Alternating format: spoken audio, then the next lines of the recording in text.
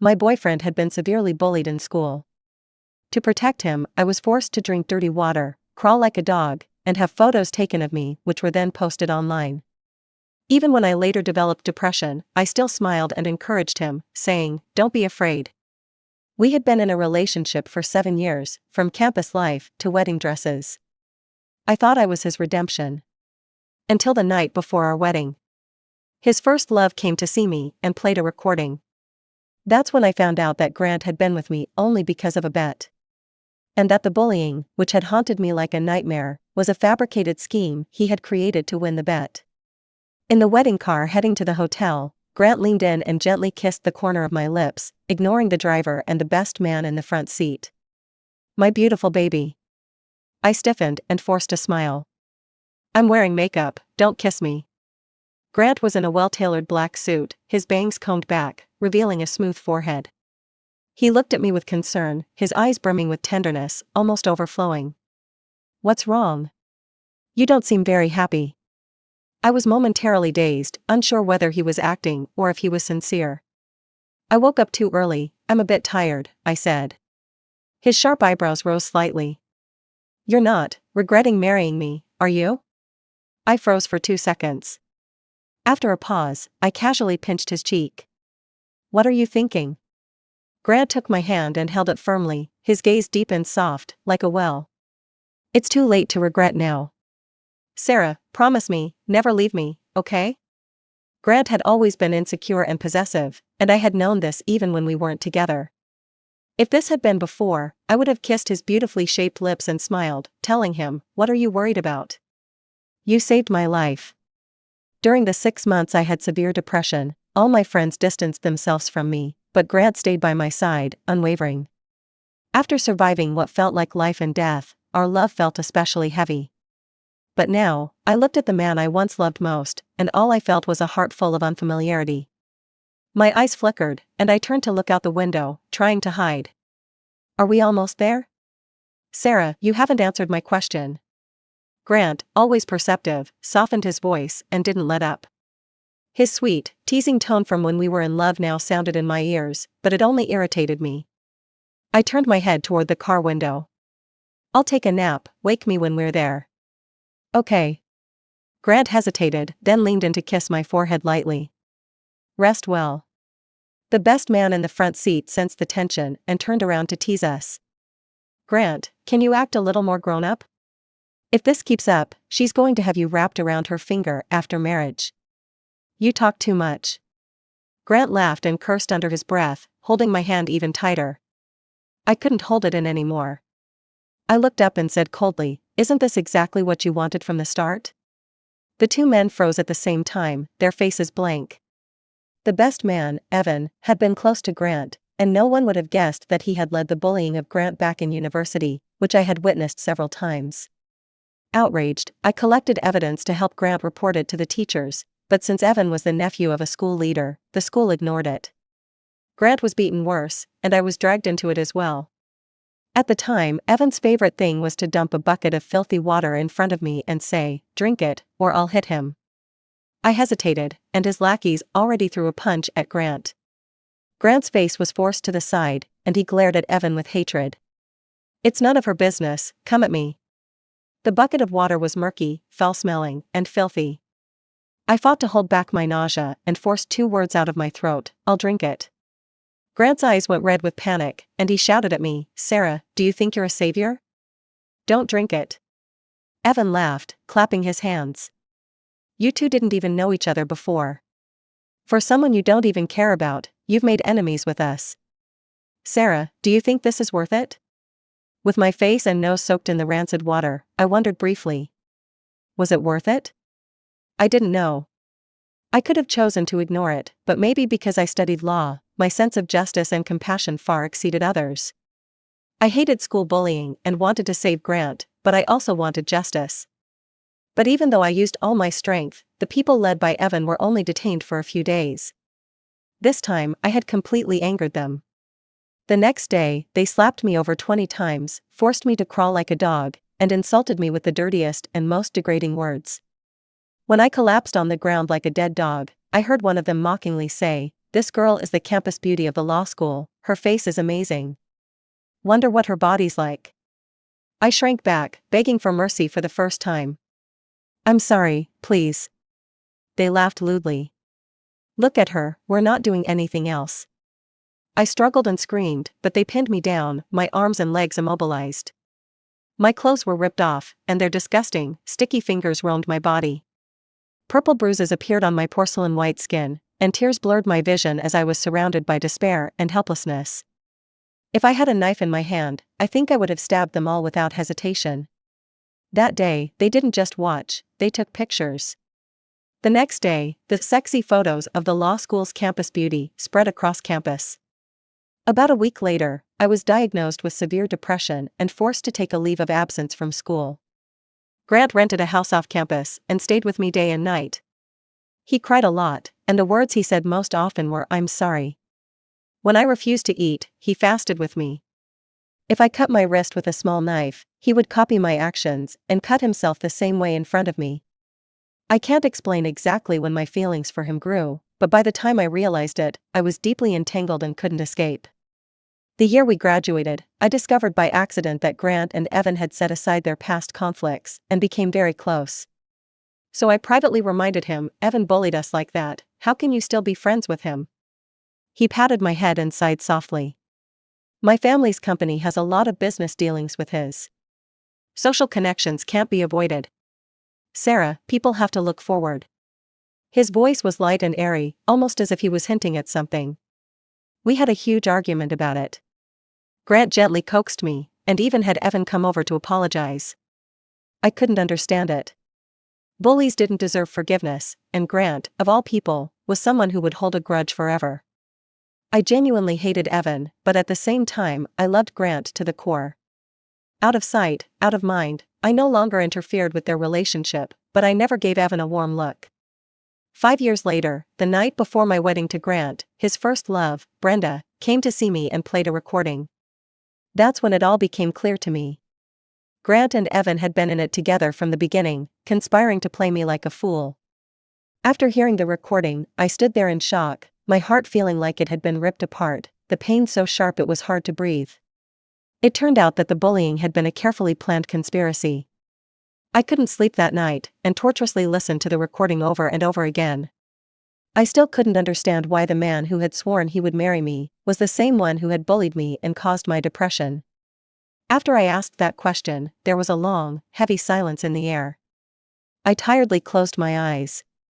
Sorry, I'm just so tired. They didn't suspect anything. Grant pulled me into his arms, resting my head on his shoulder. Take a nap. We arrived safely at the hotel. In the fitting room, I touched up my makeup and looked at myself in the mirror. The wedding dress was designed by a famous domestic designer, simple yet elegant. I naturally thought back to the day we took our wedding photos, when Grant suddenly had red eyes halfway through the shoot. I finally get to marry you, Sarah. He half-kneeled before me, reverently kissing my fingers, his tone so emotional it was nearly choked with sobs. I'll give you a grand wedding. My princess, who I hold in my palms, deserves the best this world has to offer. The photographer also praised my beauty, saying the way the skirt of my wedding dress flared made me look like a princess from the clouds. Yeah, I had never seen myself look this beautiful. But I couldn't bring myself to feel happy. Ding. A message came in. It was from Brenda. Have you thought about it? Or if you want to run away from the wedding, I can help. After a final rehearsal, just before the official ceremony, Grant quietly came over to me. If you feel nervous later, just have a piece of candy. He opened his palm, revealing my favorite orange flavor. Something inside me stirred, and I remembered the past, when he had been bullied by that group of people, often coming home covered in bruises. I felt a pang in my heart, wanting to cry, but I forced a smile to comfort him. Here, take a piece of candy, and it won't hurt anymore. Later, that group of people turned their attention to me, and I became the target. Whenever I was depressed to the point of self-harm, Grant would hold me tightly, shoving a piece of candy into my mouth. Sarah, you said, eat a piece of candy, and it won't hurt. The scars on my wrists were still oozing blood, and I heard his voice, trembling, with an edge of fear. Don't leave me, Sarah. I'll die. The familiar taste of orange candy spread across my tongue, and a faint glimmer of hope stirred in my heart. Grant, the ceremony is about to start. Huh? Is there something you're hiding from me? My voice was a little hoarse, and my fingers, which hung down, trembled slightly. Grant hesitated, something rare for him. But only for a moment, before his dark eyes filled with tenderness again. Why are you asking this all of a sudden? I stubbornly repeated, is there something you're hiding from me? He raised his hand, as if to ruffle my hair, but when he saw my carefully styled hair, he lowered it again. We've been together for 7 years. Don't you trust me? Yeah. I gave a self-deprecating smile and muttered, 7 years. For 7 years, he had played the role so flawlessly. If he became an actor, he might even win an award. Grant gently squeezed my palm. All right, relax, Sarah. Right now, nothing is more important than the wedding. Okay. I nodded. Grant, I gave you the chance to be honest. But you didn't take it. I watched his back as he walked away and made a phone call. Brenda, I accept your offer. I clenched my fingers, and flashes of the past rushed through my mind. Bloodstained scars, harsh slaps, vulgar teasing, and disgusting touches. If it weren't for that bullying, I might have already become a great lawyer, fighting for justice in court.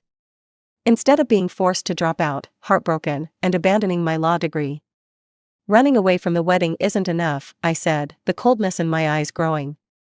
I'll give him a wedding he'll never forget. After all, bullies deserve to go to hell, and those who betray true love should swallow 1,000 needles. Grant is guilty of both.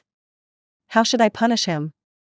Surrounded by flower girls, I smiled and slowly walked to the center of the stage. The officiant smiled at Grant and asked, the atmosphere is so good. Groom, would you like to take this opportunity to confess your love to the bride? Grant took the microphone, and his sharp face softened with a smile. Sarah, you have no idea how happy I am today. Proposing to you was the best decision I've ever made. Marrying you is the luckiest thing that's ever happened to me. I smiled back at him. But meeting you, thinking I could save you, was the worst decision I've ever made in my life. With that thought, I smiled, my eyes curving like a crescent moon. A wave of applause rose from the crowd. Before the exchange of rings, the officiant read the vows. Grant stared at me, his eyes burning like wildfire. I do, he said. Sarah, I will love you forever. When it was my turn, the officiant asked, Bride, do you take the groom to be your lawfully wedded husband, to live together in the holy bonds of marriage? A short distance apart, my gaze met Grant's. I shyly lowered my eyes, about to speak, Behind me, the large screen showing our love story suddenly froze, and then a familiar, casual male voice suddenly interrupted. Hey, school's so boring. Want to have some fun? The background noise of the audio was chaotic, and many people chimed in with laughter. Haha, what do you want to do this time? Let's make a bet. The beauty of the law school, 1 month, I'll make her fall head over heels for me. Cheers and whistles rang out. I've seen that girl, what's her name again, she smiles like a little sun. Are you switching tastes? This beauty isn't simple. There were so many confessions when school started, but I heard she doesn't care about love and wants to focus on her studies. Grant, can you handle it? The voice of the guy let out a faint, indifferent laugh, mixed with a hint of playful confidence. What little son? I'm going to drag her into the mud. But I need you all to play along with me. After all, it's more fun when we all play together, right? The recording abruptly cut off. The room fell silent for a second, then chaos erupted. The officiant stood frozen, and the guests in the audience began whispering to each other in shock. Grant was stunned. It took him a moment to realize what had happened, and his eyes turned red in an instant. Before he could react, I spoke first. Grant. From disbelief to despair, my voice caught with just the right amount of anguish. I still held the microphone, and my voice echoed painfully throughout the hall, amplified for everyone to hear. I didn't say anything more. I just called his name, but it was enough to throw him into confusion. Sarah, listen to me, this isn't real. Someone must have deliberately sabotaged our relationship. It was all computer-generated, you can't believe it. I had never seen such an expression on Grant's face, the one who was always regarded as a Prince Charming. First came shock, then regret, and finally, anger. The sound technician? What's going on? He yelled helplessly, desperate to find something or someone to blame. I couldn't speak. I could only look at him with a heartbroken and disbelieving gaze. Tears streamed down my face, and I covered my mouth, crying silently. The redness around Grant's eyes deepened, and his obsidian-like eyes were filled with panic. We locked eyes for a long while. Finally, he seemed to gather himself and reached out his hand toward me. Sarah, please, let's finish the wedding first. I'll give you a reasonable explanation. Without a doubt, Grant loved me. He loved me so much that marriage had become an obsession for him. He was desperate to announce to the world that I was his wife. Grant, I'm not a fool. After shouting that with a choked voice, I kicked off my high heels and lifted the layers of my wedding dress. Turning around, I ran toward the exit. Love is not his excuse for hurting me. The imprisonment disguised as love is truly disgusting. I made up my mind to expose his true face at the wedding he had planned for so long, to destroy his obsession.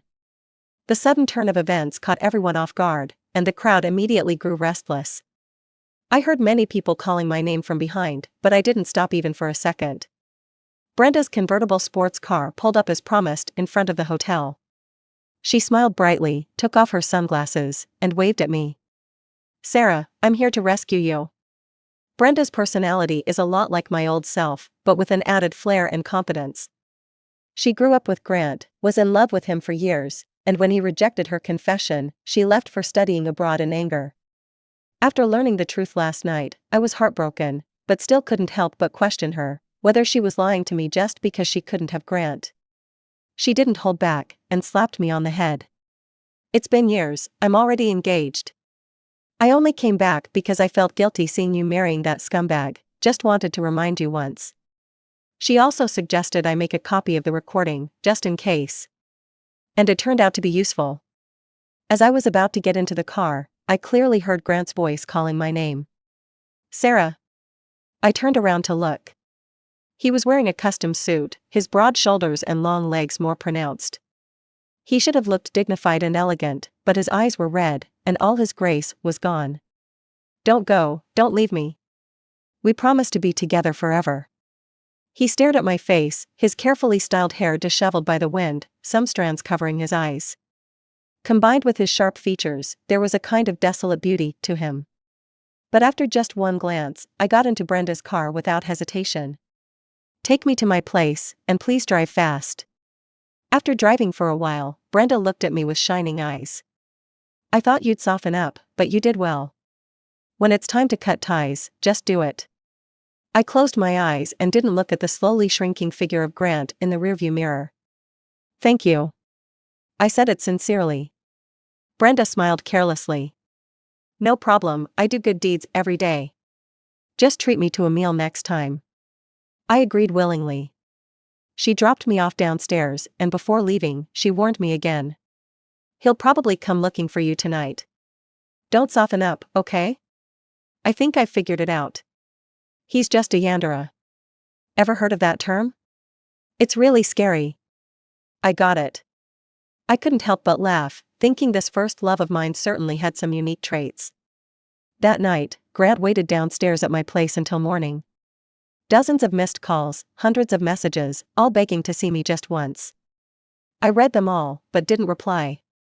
Brenda was probably overthinking it, but anyone who's been through school bullying wouldn't show any mercy to their abuser.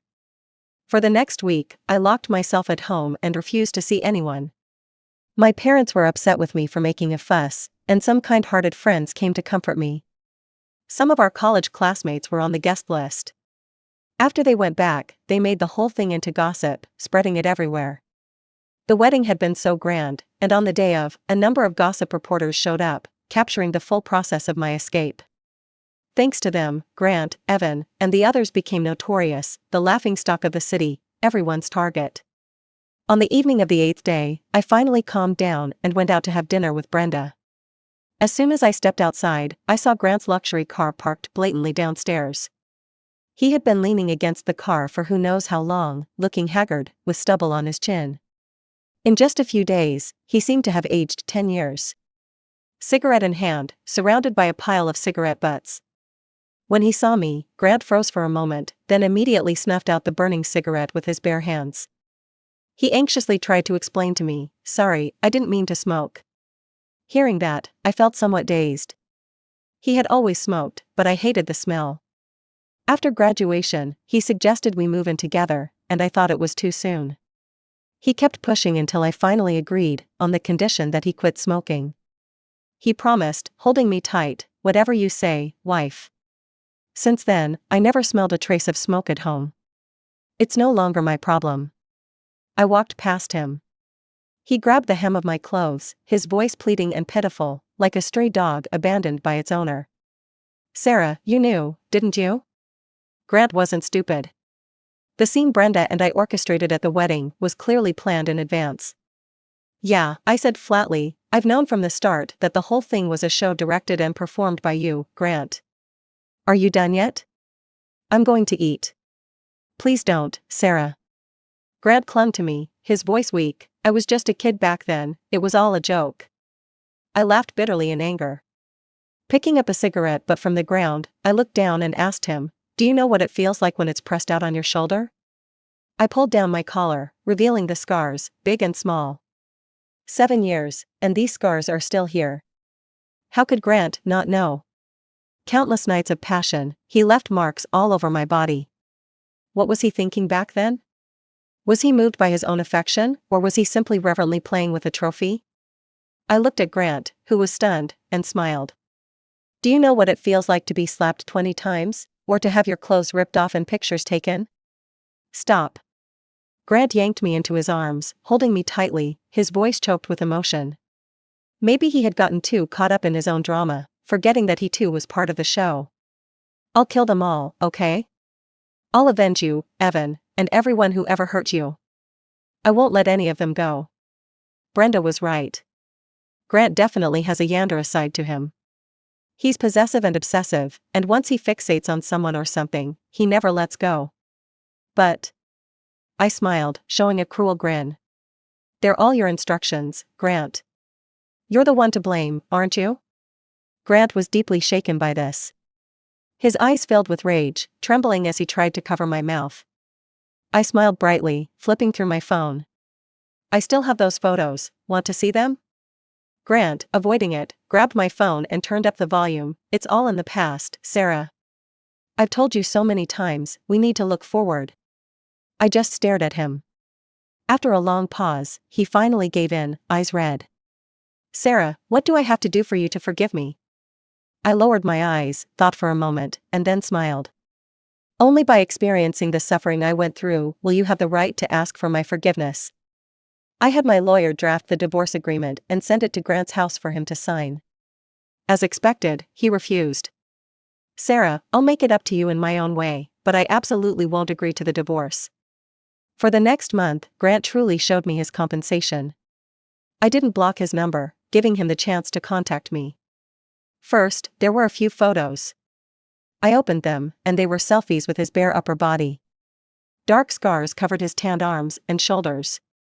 I recognized them immediately as cigarette burns. Some of the edges were red, probably from recent burns. From his forearm to his collarbone, the scars were dense and disturbing. I frowned and typed a question mark. Grant replied almost immediately, "Sarah, the suffering you went through, I will make it all happen to me." "Do whatever you want," I replied. The next day, he sent a video. The man in the video was wearing loungewear, his hair messy, his eyes red-rimmed. In front of him was a blue water bucket. The camera zoomed in on the bucket, revealing dirty water, with vegetable leaves and oil floating on top. Grant spoke in a hoarse voice, "By the way, we haven't exchanged rings yet. I'll finish this bucket of dirty water and then come to your place.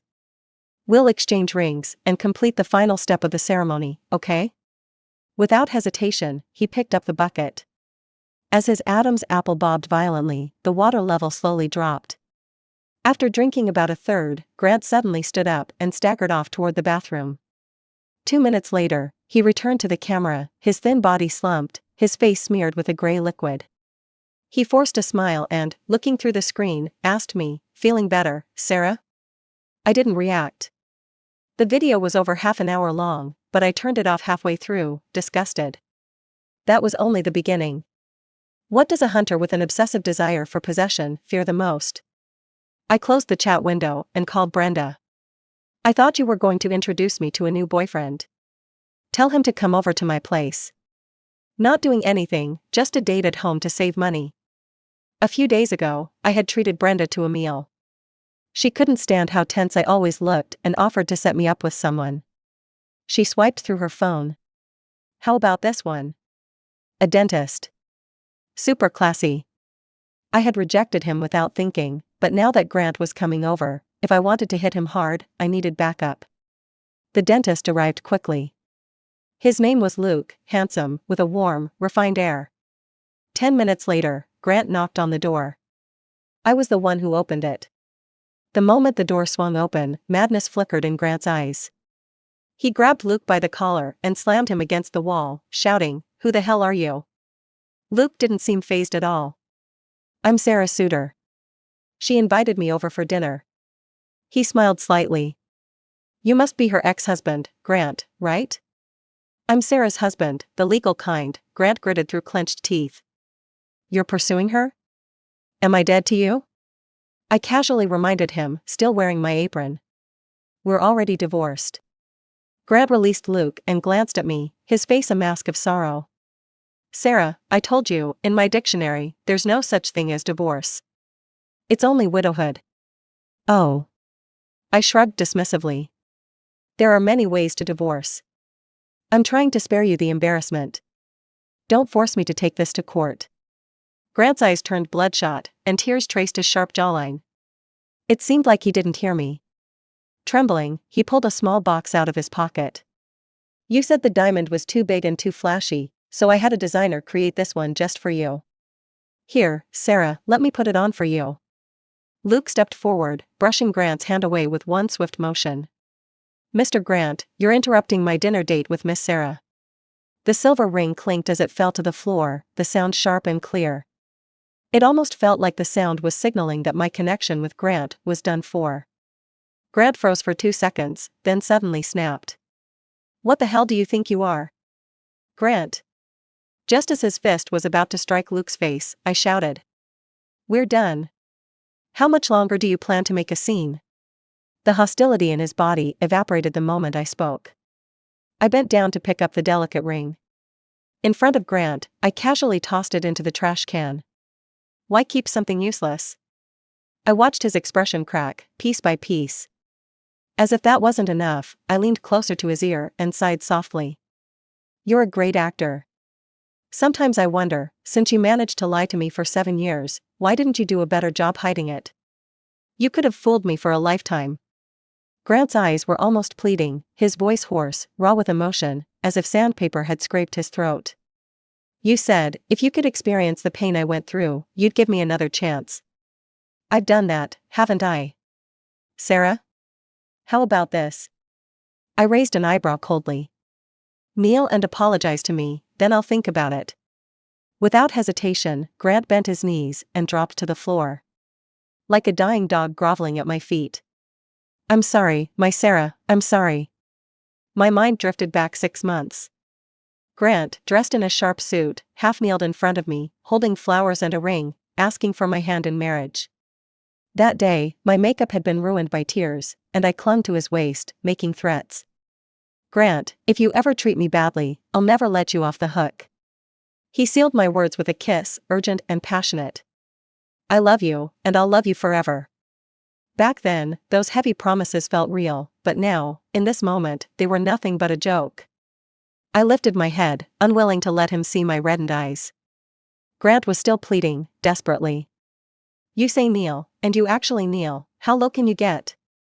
I sneered, laughing cruelly. "Maybe, the only way I'll ever let go of the grudge is if you're dead." Grant left in a daze. For several days, I didn't receive any videos from him. Under Brenda's persistent matchmaking, Luke began his aggressive pursuit of me. I saw the gossip in the city, and to be honest, I really admire Miss Sarah for her bold and passionate personality. I felt a little embarrassed. "Sorry, I'm not interested in dating right now. You must have figured it out by now." That day, I was just using you. If it weren't you, it would have been someone else. Luke raised an eyebrow. No need to apologize. I'm just glad you picked me, not some other man. I smiled faintly. Thank you for your feelings, but I've got to go. I'll leave first. Without looking back, I got up and walked away. My last relationship cost me 7 years of my life. Perhaps the pain was too deeply etched, but right now, I had absolutely no interest in men. Half a month later, during the company's regular meeting, I suddenly received a call from Grant. I hung up, and he called again. I hung up once more, and he switched to a different number. Unable to take it anymore, I snapped, "Are you serious?" I wanted to say, "Are you done? It's been a few quiet days, and now you're back to causing trouble." But the second half of the sentence got caught in my throat. On the other end of the phone was a stranger's voice. "Hello, may I speak to Miss Sarah, Grant's wife?" Grant jumped off a building at 1 p.m. Please come to the police station to claim the body and confirm the identity of the deceased. The phone dropped to the floor as my mind exploded. Grant, really died? Because of what I said, maybe only when you're dead, I can truly let go of everything.